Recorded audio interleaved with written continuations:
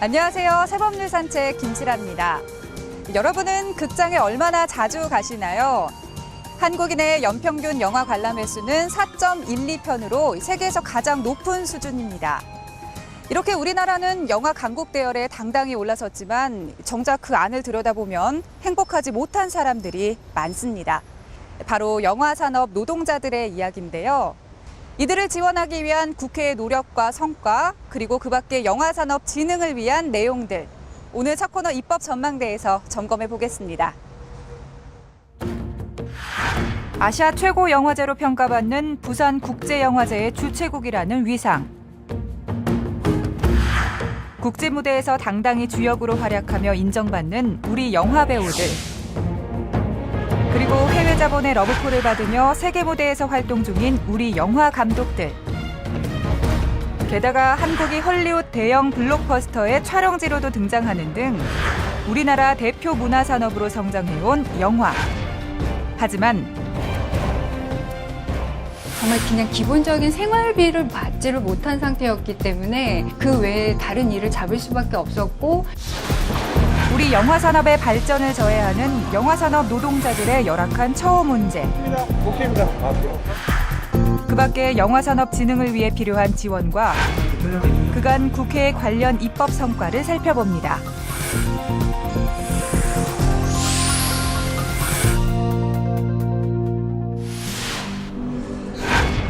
(1990년대) 후반부터 우리 영화 산업은 계속해서 성장세를 보이고 있습니다.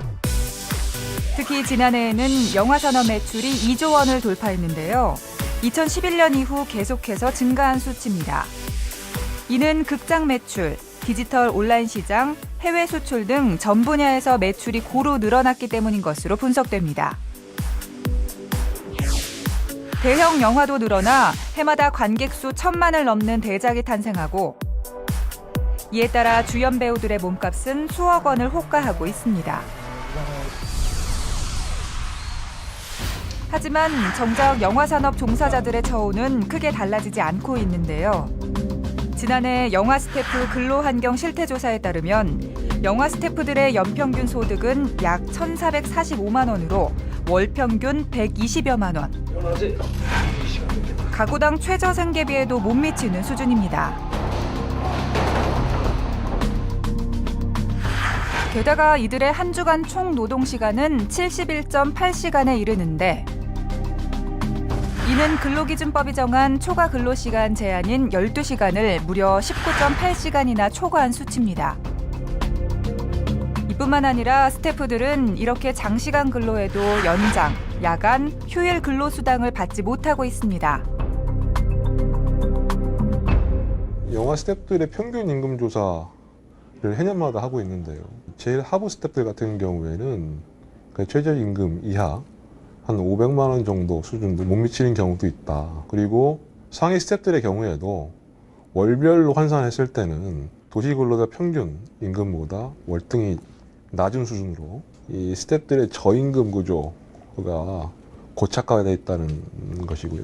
이 스태프들이 너무 장기간으로 현장에서 일하는 이런 문제하고, 그리고 이 사람들이 필연적으로 몇 개월 일하고 몇 개월 쉬는 휴직기가 있거든요. 그때 생활 불안, 이런 것들 때문에 이 영화 산업에 종사하는 숙련된 사람들이 이 산업을 이탈하는 경우가 많다. 이것이 가장 큰 문제가 아닌가 이렇게 생각합니다. 이와 같은 현상이 지속되는 원인 중 하나는 서면 계약서 사용이 미미하기 때문. 2010년 한국영화 동반성장협의회가 출범한 지 4년째. 2013년 4월 한국영화 동반성장 이행협약 부속 합의를 체결하고 표준근로계약서 사용 이행 협의를 했지만 사용이 저조한 상태입니다. 표준계약서 사용이 강제가 아닌 권고사항이기 때문인데요. 실제로 영화진흥위원회가 개봉영화들을 대상으로 조사한 결과에 따르면 지난해 8월까지 13.8%의 영화만이 표준계약서를 사용한 것으로 나타났는데요. 이행합의 직후보다는 증가한 수치지만 대다수의 노동자들은 여전히 불안한 상태에서 일하고 있다는 얘기입니다. 그렇다면 실제 영화산업 노동자들은 어떤 생활을 하고 있을까? 많은 이들이 영화인을 꿈꾸지만 막상 제작 현장에 뛰어들면 열악한 대우에 맞닥뜨리게 되는데요. 15년간의 연출부 생활에도 여전히 생활고에 시달리고 있는 임혜영 씨. 막내 시절 때부터 해가지고 거의 그때는 이제 영화가 한 편 들어가면 뭐 한 6개월 이상 정도, 길면 8개월, 뭐 1년 넘어가는 것들도 있지만 그런 식으로 하는데 그거를 이제 통으로 계약해서 개인별로 나누게 되면 막내 같은 경우는 그렇게 많이 가지는 않아요. 뭐 한 2, 300 뭐 이 정도 되고 그리고 나서는 이제 제가 그 연출부 세컨이나 아니면 조감독이나 이런 것들을 했었는데 거의 이제 엎어지다시피 해서 실질적으로 제가 돈이라고 번 거는 없었죠. 그래서 영화 외에 서브잡을 갖고 생계를 했었죠. 네. 계약서를 작성하지 않아 임금 체불 시 구제받지 못한 경험도 여러 번. 사전에 예산이 짜여진 대로 임금이 지불이 돼야 되는데 제작자 입장에서 일단 영화를 빨리 만들어야 되고 개봉을 해야 되는 그쪽으로 많이 가게 되다 보니까 거의 잔금을 못 받는 경우가 있었죠. 그거를 이제 우리가 어떻게 해서든지 잔금을 받아야 되겠다고 해서 법적으로도 재판도 했었고 근데도 결국은 이제 제작자가 돈이 없다 보니까 받을 수가 없었죠. 결론은. 이와 같은 이유로 관련 업계에서는 서면 계약서 사용을 강제할 수 있는 방안과 영화산업 종사자들의 처우 개선을 위한 요구가 오랫동안 이어져 왔는데요. 국회도 이를 위해 논의를 거듭해왔고 얼마 전 주목할 만한 성과를 거뒀습니다. 관련 법안이 국회 본회의를 통과하면서 영화산업 종사자들의 처우 개선에 파란불이 켜졌는데요. 그 자세한 내용 먼저 살펴보겠습니다. 지난 4월 30일 관련법 개정안이 국회 본회의를 통과했습니다. 영화 및 비디오물의 지능에 관한 법률인데요.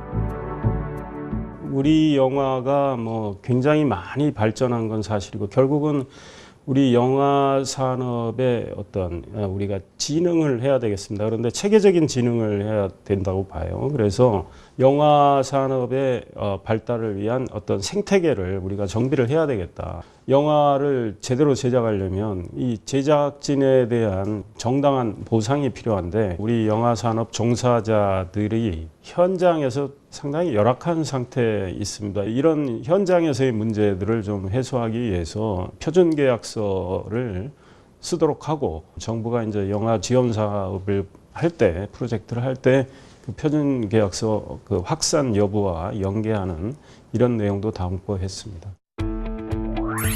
개정된 법률에서는 영화업자가 임금을 체불하거나 표준 계약서를 사용하지 않을 경우 영화발전기금 지원 등 재정지원 사업에서 배제할 수 있도록 했습니다. 또 계약서의 근로시간 및 그 밖의 근로조건을 구체적으로 명시하도록 의무화하고 명시사항을 위반할 경우 500만 원 이하의 과태료를 부과하도록 했습니다.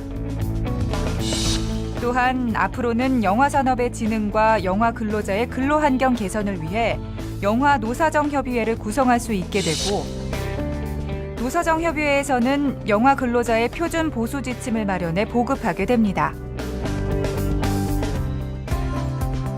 법률이 시행되면 표준 계약서를 사용하는 사업자에는 재정 지원을 하고 미사용 사업자는 재정 지원에서 배제하게 돼 표준 계약서 사용 비율이 높아질 전망입니다. 또한 영화노사정위원회에서 표준 보수 지침을 만들어 보급하게 됐는데 표준 보수 지침이란 영화산업 근로자들이 근로계약을 맺거나 임금 교섭 등을 할 때 기준으로 적용될 수 있는 보수 수준에 대한 가이드라인을 의미합니다. 앞으로는 이 같은 표준 보수 지침에 의거해 표준 계약서를 작성하게 돼 영화산업 종사자들 보수의 현실화, 체계화도 기대할 수 있게 됐는데요. 그렇다면 이에 대한 영화계의 반응은? 이번 개정안에는 노사정위원회의 법적 지위를 인정하게 됐고요. 이 노사정위원회는 매년 표준 보수 지침을 공표를 해서 예를 들어가지고 이 스태프들도 퍼스트, 세컨드, 서드라고 해가지고 지금은 나눠 있지 않습니까? 그 임금을 수위를 정해서 공표하는 거고 이걸 지키도록 만들어 놓은 겁니다.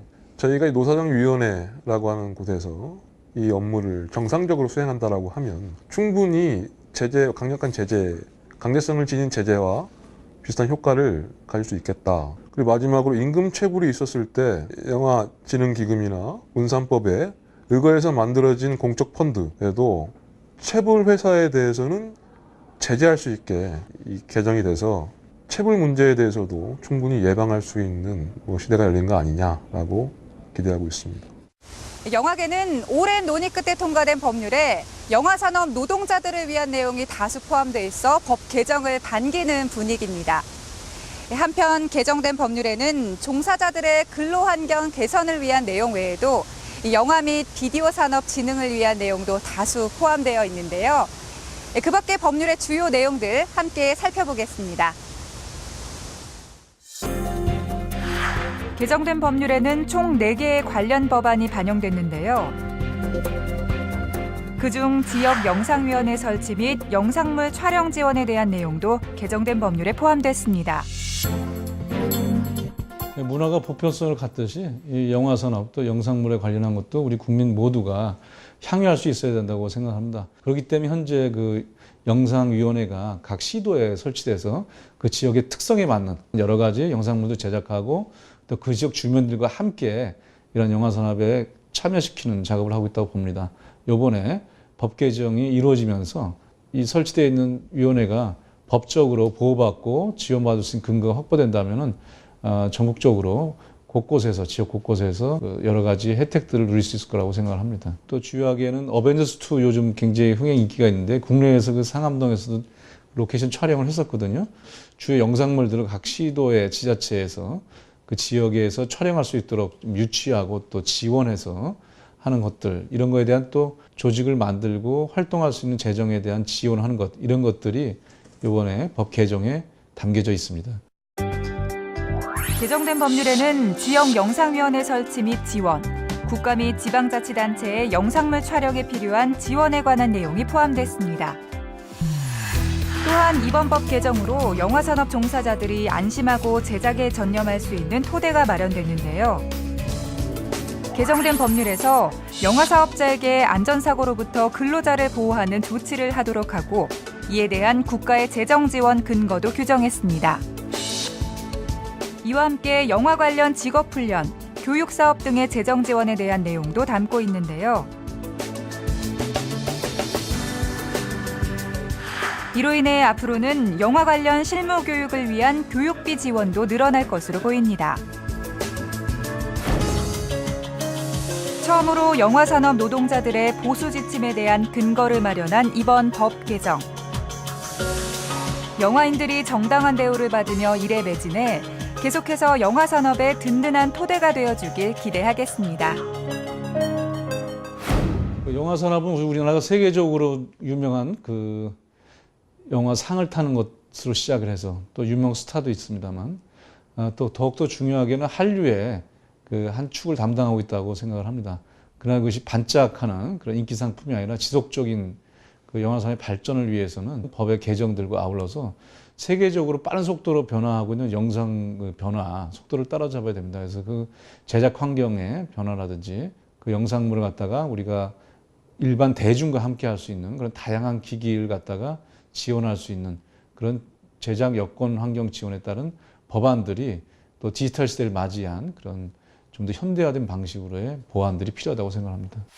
박근혜 정부의 4대 국정운영 지표가 문화 융성이고 또 문화의 한 축이 영화인데 이 영화의 품격을 좀 높이는 그런 작업을 해야 되겠다. 표준계약서를 우리가 제대로 쓰고 확산시킬 경우에 영화 산업에 종사하는 우리 스태프들의 활동을 장려하는 셈이 되고 그래서 좀 더 몰입을 하게 되고 몰두를 하게 돼서 결국은 영화의 품격과 질을 높인다고 생각합니다. 그런 것들이 우리 관객들에게도 바로 큰 영향을 미친다고 생각합니다. 그래서 표준계약서를 우리가 제대로 만들어서 그거를 철두철미하게 지키는 노력, 이것도 참 중요하다고 생각합니다. 그 산업에 종사하는 사람들의 다수가 행복할 때 그 분야의 미래도 밝다는 것. 아주 상식적이지만 현실에서 이뤄내기란 쉽지 않습니다. 영화 산업이 그 대표격으로 자주 거론되곤 했는데요. 이제 그 변화를 기대해 볼 수 있게 됐습니다. 제 손으로 영화를 만들어가는 노동자들, 제작진이 만나본 그들은 영화를 해서 제발 밥만 먹게 해달라고 호소하고 있었습니다. 이 해묵은 처음 문제가 이번 법 개정으로 부디 달라질 수 있기를 영화 산업의 힘찬 새 출발을 응원합니다.